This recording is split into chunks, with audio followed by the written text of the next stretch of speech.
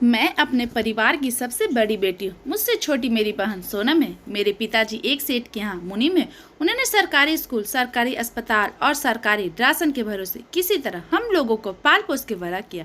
मेरे पिता ने अपनी पूरी जमा पूंजी से किसी तरह मेरी शादी रेलवे में काम करने वाले सुमित से करा दी थी। सरकारी नौकरी वाले दामाद के लालच में इस शादी पर 6 लाख रुपए खर्च हो गए थे। अब कुछ नहीं बचा था, क्योंकि मेरे परिवार के दामाद के आने के से दिखावे पर खर्च बढ़ गया।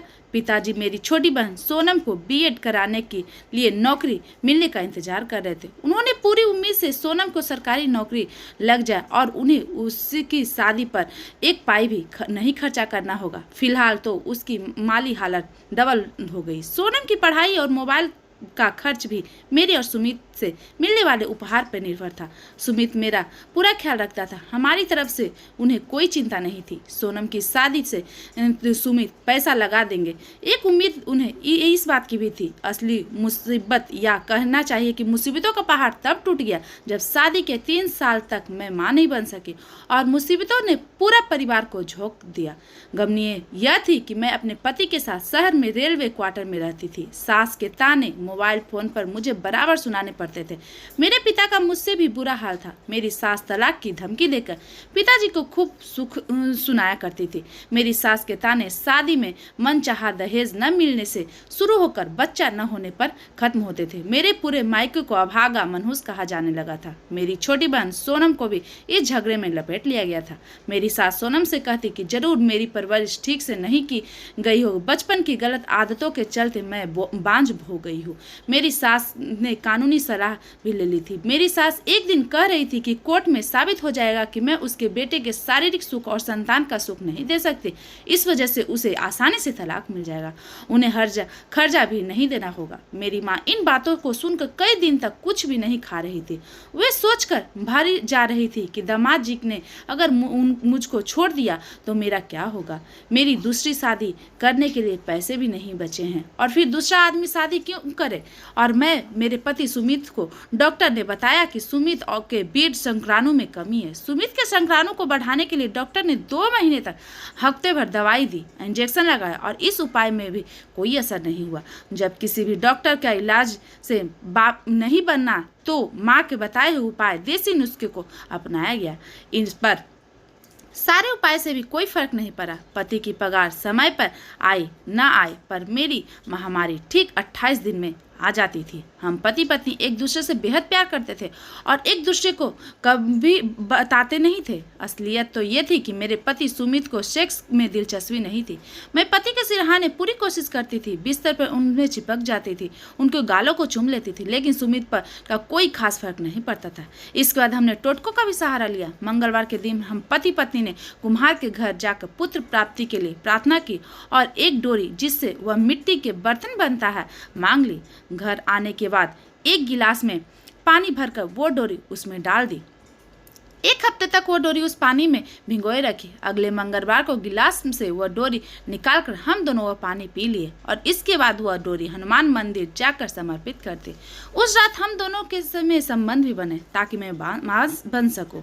फिर 28वें दिन जब मुझे पीरियड नहीं आया तो सुमित दौड़कर प्रेगनेंसी किट लेकर आया, पर यह कोशिश भी नाकाम थी। 29वें दिन खाना खाते समय मुझे पीरियड हो गया।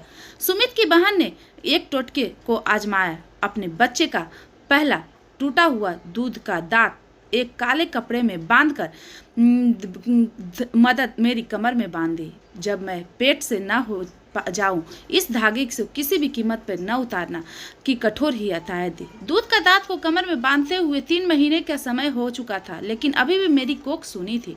धीरे धीरे सुमित को भी मुझसे ही बच्चा न होने का कसूरवार मानने लगा। ससुराल पक्ष की मौसी, नानी, बुआ, ताई सभी मुझको ताने देने लगे। मेरे पास खुदकुशी करने के अलावा कोई रास्ता नहीं बचा था। मरने की सोचना आसान है, पर मरना आसान नहीं था। कहते हैं मुसीबतों का में इंसान को बहुत ही और धोखेबाज बना देती। इसी बीच मेरा देवर समीर 3 साल पटना में कोचिंग करने के बाद मेरे और सुमित के साथ रहने आया था। शहर में उन्हें सरकारी नौकरियों के इंतजाम थे। मुझे समीर के आने से बहुत राहत हुई। सुमित और मेरी सास को अब मुझ पर चिल्लाने का मौका नहीं मिलता था। मेरी समीर ने खूब बनती थी। ऐसा लगता था जैसे हम दोनों जन्म जन्मांतर के दोस्त हैं।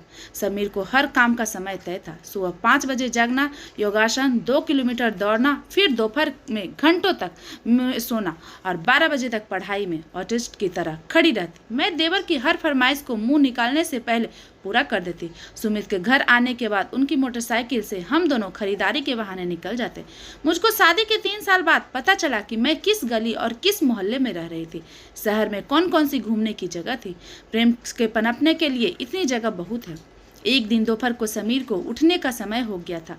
मैं उसके लिए चाय बना ली, लेकिन उठाया नहीं, बल्कि अब उसके हाथ पैर को सहलाने लगी, उसके बालों में उंगलियां फिराने लगी। समीर ने एक झटके में मुझ पे चीख कर सीने से हटा लिया और मुझको अपनी बाहों में भर लिया। फिर हम दोनों एक दूसरे में खो गए। अगले दिन मैं और प्रदीप नज़र नहीं मिला पा रहे थे, पर हमारे बर्ताव से साफ समझ में आ रहा था हम दोनों बहुत खुश थे। एक दिन मैं रसोई घर में खाना बना रही थी, तभी समीर ने रसोई में आकर मेरी कमर को पीछे से हाथ डाला और कूल्हे की सलाह को मुझे गुस्से से उसकी पीठ पर हल्के से चिमटे से मार दिया। उसे लिपट में रहने की हिदायत दी और जब समीर बुरा मान गया तो मैंने अपना हाथ पकड़ कर माफ़ी मांग ली। मेरा खुराफती दिमाग बुरे कुशलता का काम कर रहा था। राज और मैंने सुमित को बताया कि मैं इन दोनों शिवलिंग बीज के एक भाग और पुत्र जीवक बीज के 2 भागों में मिश्रित को रखा खा रही हूँ। ननद का दिया टोटका बांध रही थी, तो आज उम्मीद है। फिर रात को देर तक मैंने सुमित के साथ संबंध बनाया। कई दिनों तक चलता रहा। दोपहर में समीर और रात को सुमित का प्यार। इस बार मेरी कोशिश रंग लाई। शाम को मैंने सुमित की पसंदीदा कॉफ़ी और पकोड़े बनाए और उसे ये खुशखबरी सुनाते हुए उसकी गोद में बैठ गए। तो सुमित ने मुझे ढेर सारा प्यार किया। मेरे घर वालों को यह बात पता चली तो उसकी खुशी का ठिकाना न रहा। मेरी माँ ने पूरे मोहल्ले में लड्डू बांटे। मेरी बहन सोनम भी बहुत खुश थी, उसे फ़ोन पर बधाई दी। अब मेरी सास को मुझे प्यार करने लगे, वह मेरा बहुत ख्याल रखने लगी। समीर अपने एग्ज़ाम देकर वापस चला गया। मैंने प्रेगनेंसी के आखिरी दिनों में समीर को वापस बुला लिया। अब दिन भर बरोक समीर मेरे साथ ही रहता था और एग्ज़ाम की तैयारी कर सकता था। मेरी डिलीवरी के दिन समीर का रिजल्ट आ गया। समीर को सरकारी नौकरी मिल गई। मेरे बच्चे की आंख मुझसे मिली थी, कान तक न हड्डी ससुराल में किसी न किसी सदस्य से मिलते थे। मेरे सास और मेरे पति सुमित की खुशी का ठिकाना न रहा। समीर के लिए एक से बढ़कर एक अमीर घरों से रिश्ता आ रहे थे, बहुत सारा दहेज भी मिल रहे थे, लेकिन समीर ने लड़की देखने से साफ मना कर दिया। मेरा और समीर का प्यार ऐसे ही छुप छुप कर चलता रहा।